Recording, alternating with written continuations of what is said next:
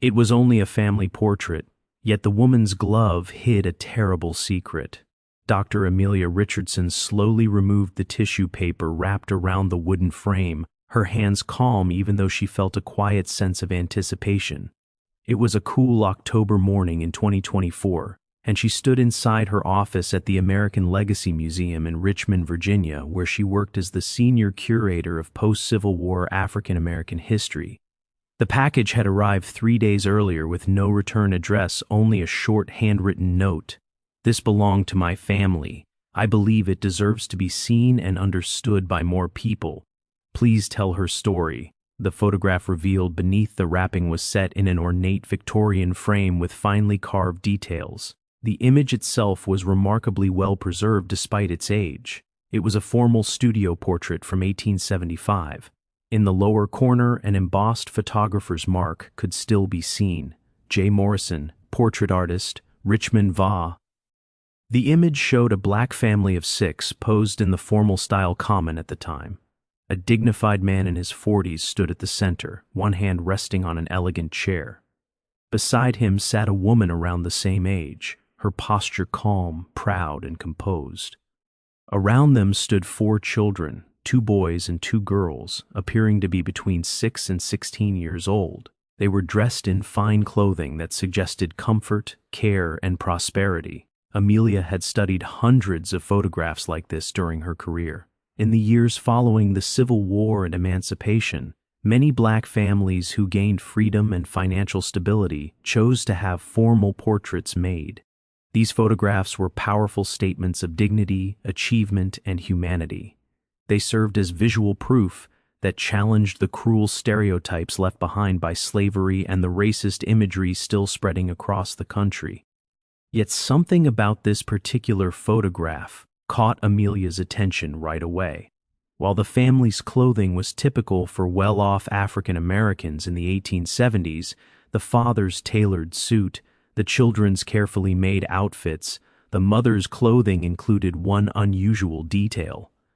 She wore long gloves that extended far past her elbows, nearly reaching her shoulders, partly hidden beneath the 3/4 length sleeves of her elegant dress. The gloves appeared to be made of fine kid leather or silk, dyed a dark shade that matched her dress beautifully. During that period, women's gloves for formal portraits usually stopped at the wrist or at most the mid-forearm. These gloves were unusually long. Amelia leaned closer to examine the woman's face. Her expression was calm and dignified, but there was something deeper in her eyes, a sense of experience, maybe even sorrow, that seemed to look straight through the camera and across nearly 150 years. The woman's left hand rested gently in her lap, the gloved fingers carefully arranged. Her right hand lay on the arm of the chair, the glove smooth and perfectly fitted. Why such long gloves, Amelia wondered. Fashion did change, of course, but this choice felt deliberate. She carefully turned the photograph over. On the back, written in faded ink, were the words, "The Family, Richmond, Virginia, June 1875. May we never forget." Amelia took a photo of the inscription with her phone, then returned her focus to the image. She felt that familiar instinct, built from years of research, telling her this photograph carried a deeper story. Amelia spent the rest of the day trying to trace the photograph's origin. The sender had remained anonymous, and the postmark only showed it was mailed from Richmond. Without names, she would have to rely on the image itself and historical records from Richmond in 1875. She began with the photographer, J. Morrison. Using the museum's database, she found references to James Morrison, a Scottish immigrant who opened a photography studio in Richmond in 1867. Morrison's studio was located on Broad Street and served both white and black clients, which was unusual at the time since many photographers either refused black customers or kept services segregated. Records from the Virginia Historical Society showed Morrison had been successful until his death in 1881. His studio was known for high-quality work and relatively progressive views on race, explaining why a prosperous black family would choose him. Still, there was no record identifying this particular family. Morrison's client lists and appointment books had been lost, possibly destroyed in one of the fires that damaged Richmond's business district in the late 1800s. Amelia turned back to the photograph and scanned it at the highest resolution possible. She uploaded the digital file to her computer and began examining it with software that enhanced contrast, adjusted lighting, and revealed details invisible to the naked eye. As she zoomed in, small details began to raise new questions. The father's hands, clearly visible and ungloved, showed signs of calluses and hard labor. He was likely a skilled tradesman. The children's faces showed a mix of nervousness and pride, common in young people being photographed at a time when such portraits were rare and meaningful. But it was still the mother's gloves that held Amelia's attention. With further enhancement, she noticed the gloves were not perfectly smooth. There were slight bulges and indentations, as though something beneath the fabric disrupted the surface. She zoomed in on the left arm, where the glove seemed stretched near the wrist. The enhanced image revealed faint texture beneath the fabric, suggesting the skin underneath was scarred. The right arm showed similar irregularities. The gloves fit carefully and may have been custom-made, but they could not fully hide what lay beneath. Amelia leaned back, her thoughts racing. Burn scars, illness, or something else. Something that would explain why a woman in 1875 would go to such effort to cover her arms in a formal portrait meant to display success and dignity. She needed expert help. She called Dr. Marcus Chen, a colleague at Virginia Commonwealth University, who specialized in forensic analysis of historical photographs. "Marcus, I have something I need you to look at," Amelia said when he answered. "It's an 1875 photograph, and something about it doesn't sit right with me." "Send it over," Marcus replied. "I'll take a look this afternoon." 3 days later, Marcus arrived at the museum with his portable equipment. He carefully positioned the photograph under controlled lighting and began scanning it in sections at extremely high resolution. "This is excellent work," Marcus said. "Morrison was very skilled, the composition is strong, and the exposure is impressive for 1875. Long exposure times meant everyone had to stay completely still." Amelia nodded and pointed to the gloves. "That's what I want you to focus on." When the scan was complete, Marcus applied various filters and enhancements. He studied the woman's face first, noting her strength and quiet sadness. Then he focused on the gloves. As he used infrared and texture analysis, patterns began to appear beneath the fabric. "This is troubling," Marcus said quietly.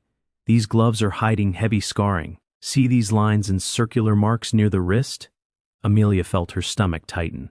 "Those look like restraint injuries," she said softly. "Yes," Marcus replied, "shackles or chains. And here, on the upper arms, these appear to be lash scars, repeated trauma over many years." The room fell silent. The gloves were not a fashion choice. They were a shield, hiding permanent evidence of brutality. "She was enslaved," Amelia whispered. "These are marks of slavery." Marcus continued documenting the scars. Based on healing patterns, these injuries likely happened over many years, with the last ones occurring before 1865, before emancipation. Amelia reviewed Richmond's history. The city had been the Confederate capital, with a large enslaved population and harsh conditions. The photo was taken 10 years after freedom. The family had achieved success, yet the mother carried lasting scars. Amelia knew she had to identify the family. She searched property records, business licenses, and Freedmen's Bureau documents. After days of work, she found a lead. In 1871, a carpenter named Daniel Freeman bought a house in Jackson Ward. His wife was listed as Clara with 4 children. The ages matched. Then she found a marriage record from 1865. Daniel Freeman, free before the war, applying to marry Clara, described as formerly enslaved. Under distinguishing marks it read, "Severe scarring on both arms from restraints and punishment." This was the family. Clara Freeman had survived slavery and built a life after freedom. Amelia searched further and found records showing the family's steady rise. By 1880, Daniel owned his own business, and the children attended school. Amelia reached out to genealogical groups. 2 weeks later, she received an email from Dorothy Freeman Williams, Clara and Daniel's great-great-granddaughter. They arranged a meeting. When Dorothy arrived, she carried an old leather portfolio. Tears filled her eyes when she saw the photograph. "That's them," she said softly. "I've art about this picture my whole life." Dorothy shared family stories and then produced a handwritten document. Clara's own words, written in 1889 after learning to read and write. Amelia read the opening lines carefully. "My name is Clara Freeman. I was born Clara Hayes in 1831 on the Hartwell Plantation in Lancaster County, Virginia. I do not know my exact birth date. I lived in bondage until I was 33. I worked in the tobacco fields from the age of 6. I married young. My husband was sold away from me 2 years later. We had a daughter who died from a fever before she reached her first birthday. The Hartwells were not gentle masters. When I was 14, I tried to run away to find my mother, who had been sold to a plantation in North Carolina. I was caught after 3 days. As punishment, I was shackled at the wrists and ankles for 6 months. The metal dug into my skin and left scars that I still carry today. Over the years, I was whipped many times for different reasons, working too slowly, speaking without permission, trying to learn how to read. Every punishment left a mark on my body. By the time I was 30, my arms were covered in scars from my wrists to my shoulders, lasting proof of the cruelty of the system that held me captive." Dorothy watched Amelia's face as she read the words, fully understanding the weight of what her ancestor had written. When Amelia finally looked up, Dorothy continued the parts of the story that Clara's written account did not fully explain. "Clara escaped in 1864, Dorothy said. Richmond was under siege, and there was confusion across Virginia. The Hartwell plantation was struggling. Most of the enslaved men had already run away, joined the Union Army, or fled north. Clara saw her chance and took it. She walked for 3 weeks, hiding during the day and traveling at night, until she reached Richmond and found safety with the Union forces who had taken control of the city." Dorothy pulled out another document, a faded certificate from the Freedmen's Bureau. This paper officially recognized her freedom. It was dated April 1865, just after the war ended. Clara was 34 years old and had spent nearly her entire life in slavery. "That's when she met Daniel?" Amelia asked softly. Dorothy nodded. Daniel was a free black man. His parents had bought their freedom in the 1820s, and he had been born free. He worked as a carpenter, helping rebuild parts of Richmond damaged by the war. They met at a church service and married within 3 months. My grandmother Ruth always said Daniel was the first person who treated Clara with true kindness, who saw her as a full human being with worth and dignity. Dorothy took out a letter written in a different hand, smoother and more educated. "This is a letter Daniel wrote to his sister in 1870. She read aloud. "Clara is the strongest woman I have ever known. She survived horrors I cannot fully understand, yet she meets each day with strength and grace. She works harder than an Yon I know, caring for our home, raising our children, and helping with my carpentry work. But I see how she carries the weight of her past. She never lets anyone see her arms uncovered. She makes long sleeves for all her dresses and wears gloves whenever she leaves the house. She says the scars remind her too much of what she endured, and she does not want our children to see her as broken. She wants them to see her as strong and whole." Amelia felt tears fill her eyes. Suddenly the photograph made perfect sense. Clara had worn those long gloves not out of shame, but as an act of self-definition. She refused to let the marks of slavery define how her children or history would remember her. "Tell me about the photograph," Amelia asked gently. "Why was it taken?" Dorothy smiled through her tears. According to family stories, it was Clara's idea. By 1875, they had saved enough to own their home, and all 4 children were healthy and growing. Clara told Daniel she wanted a formal portrait, one that showed what they had built together. She wanted proof that a woman who had been treated as property, beaten and dehumanized, could not only survive but succeed. She wanted a photograph that showed dignity, success, and humanity. Dorothy pulled out one more paper, a receipt from J. Morrison's photography studio dated June 15, 1875. The cost was high, $5, almost a full week's wages for a skilled carpenter. Clara insisted on Morrison because he was known to treat black clients with respect. She chose her finest dress and had Daniel arrange for those special gloves to be made by a seamstress. She wanted everything to be just right, and the words on the back, Amelia asked, "May we never forget." What did they mean? My grandmother explained that to me, Dorothy said. Clara meant it as a message to her descendants. She wanted us to remember where we came from. The pain, yes, but also the strength. She wanted us to remember that freedom is precious because she knew life without it. And she wanted us to remember that no matter what scars we carry, we have the right to define ourselves. As Amelia continued her research with Dorothy, she uncovered even more layers of Clara's life. Dorothy shared letters, records, and oral histories passed down through 5 generations. One especially powerful source was a diary kept by Ruth Freeman, the girl in the photograph, who later became Dorothy's great-great-grandmother. Ruth began writing the diary around 1880 when she was about 15, and she often wrote about her mother. "Mama never talks much about her life before freedom," Ruth wrote in 1881. "But sometimes at night, when she thinks we are asleep, I hear her crying quietly. I once asked about the scars on her arms after seeing them while she was washing. She told me they were reminders of a past that no longer controlled her. She said she could choose to see either cruelty or strength when she looked at them. She covers them not because of shame, but because she wants people to see who she is now." Another entry from 1883 showed Clara's determination to give her children a better future. "Mama is fierce about our schooling. She walks us to school every day and speaks with our teachers often. She says reading and writing were denied to her, and she will not allow anything to block us from having that gift. Papa says Mama taught herself to read better than many people who went to school their whole lives. She reads every newspaper she can find and writes down family stories so we will always know where we came from." Amelia also learned that Clara became active in Richmond's black community groups. Church records showed she helped start a mutual aid society for formerly enslaved women.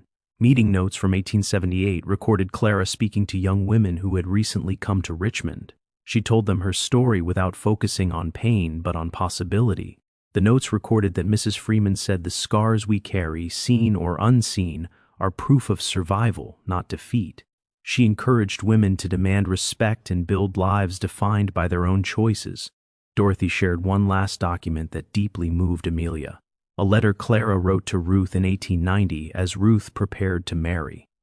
"When your father and I married," Clara wrote, "I was broken in many ways. My body showed cruelty and my spirit had been bent by years without control. Your father could have turned away from my scars, but instead he saw me as I wished to be seen. That photograph we took when you were young, I wore those long gloves not because I was ashamed, but because I wanted it to show who we were in freedom, not who slavery tried to make us. The scars are real, but they are not the whole truth of who I am." As Amelia prepared the museum exhibition, she worked with historians to provide context about slavery and Reconstruction in Virginia. Nearly 500,000 people had been enslaved in the state. Tobacco plantations were harsh, with long hours, little food, and constant punishment. Whippings and shackling were common. Clara's scars were sadly typical of people who resisted or tried to escape, but Amelia also wanted to show what came after freedom. Richmond became a center of black business and culture. Formerly enslaved people built schools, churches, businesses, and families. The Freeman family was part of that larger story. Daniel's carpentry business grew. By 1880, he employed others. The children were educated. Clara learned not only to read and write, but also to manage business records. By 1885, she owned property in her own name. Dorothy shared a newspaper clipping from 1888 where Clara said, "We have built something no one can take from us. Not just property, but dignity. My children were born free. That matters more than money." In May 2025, the American Legacy Museum opened an exhibition called Hidden No More, telling Clara's story. The photograph stood at the center, shown alongside digital images revealing the scars beneath the gloves. Over 400 people attended the opening. Amelia spoke, explaining that Clara hid her scars not from shame, but from choice. She wanted to be remembered for what she built, not what was done to her.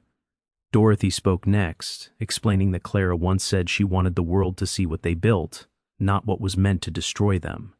The exhibition ran for 8 months and drew over 50,000 visitors. It changed how people looked at old photographs and hidden histories. Amelia later received a letter from a woman in North Carolina who found a photo of her own ancestor from the same plantation, also wearing long gloves. Clara's story helped her understand why. One afternoon, Amelia stood alone in the gallery looking at the photograph. It was more than a portrait. It was survival, resistance, and dignity. Clara's gloves had hidden scars, but they had preserved her truth. Not just a survivor of slavery, but a woman who built a life of freedom, family, and legacy.